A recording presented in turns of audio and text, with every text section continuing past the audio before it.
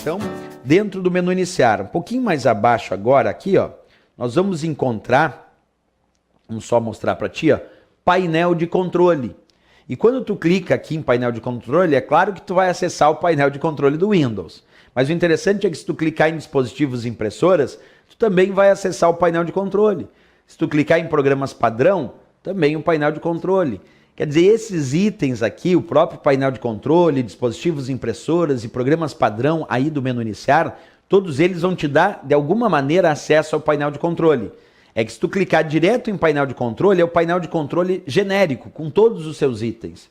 Se tu clicar em dispositivos e impressoras, tu está acessando só um item do painel de controle, que se chama dispositivos e impressoras. Se tu clicar em programas padrão, está acessando um item do painel de controle chamado programas padrão. Então aqui é o geral, é o painel de controle com todos os seus itens. E aqui abaixo já são específicos, mas também pertencem ao painel de controle. A pergunta que fica então, pensando como sempre nas provas de concurso, qual é a função então do painel de controle? Para que ele serve? Porque o Windows Explorer é o gerenciador de arquivos e pastas. Perfeito. Mas qual é a função do painel de controle? Resposta: alterar as configurações do Windows ou alterar as configurações do sistema. Essa é a função do painel de controle. Repetindo então, alterar as configurações do Windows ou alterar as configurações do sistema. Vamos ver isso na prática. Então acompanha. Quando a gente clica na opção painel de controle, aparece então aqui a imagem do painel de controle do Windows. Como eu estou mostrando para vocês aqui, ó, mais ampliado. Tá aí, ó. Vai aparecer a imagem do painel de controle do Windows. Esse painel de controle, num primeiro momento, ele é separado por categorias. Então observa aqui, está escrito exibir por categoria. E aí aparecem as diversas categorias de configurações do painel de controle.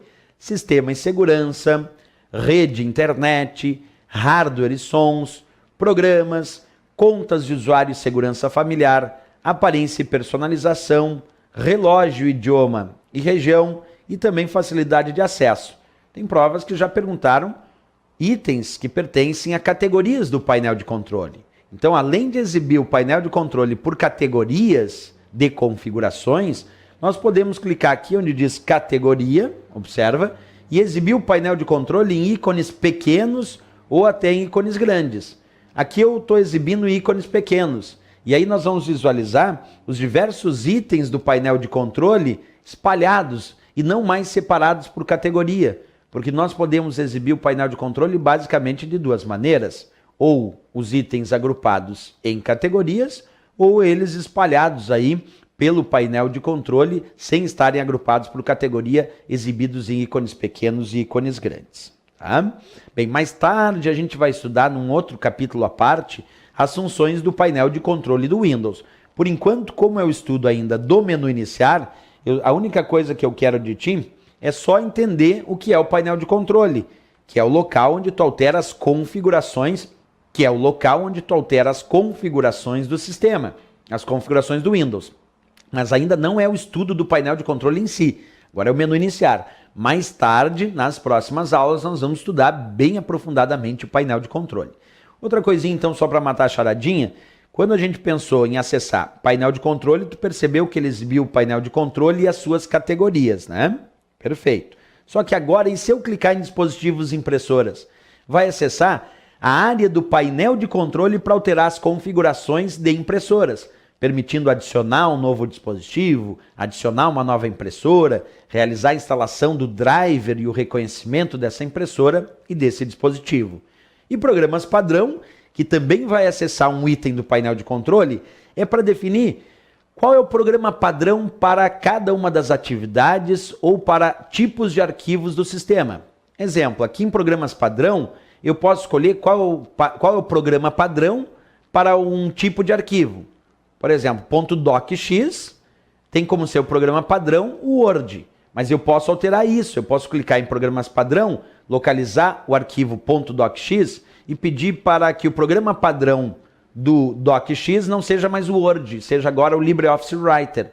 E pode fazer isso, porque a ideia de programas padrão é definir qual é o programa padrão para navegação, qual é o programa padrão para edição de texto, qual é o programa padrão para planilha, mas também alterar a associação que existe entre um tipo de arquivo e o seu programa padrão. Como eu dei exemplo, a princípio .docx está como programa padrão para o Word, mas tu pode alterar isso e definir que .docx agora tem como programa padrão o LibreOffice Writer. O que isso ocasiona no sistema? Que quando tu altera o programa padrão para um determinado tipo de arquivo, quando agora eu clicar naquele arquivo com a extensão .docx, ele aplicar um duplo clique, ele não vai abrir com o Word. Como eu alterei o programa padrão, agora ele vai abrir com o LibreOffice Writer.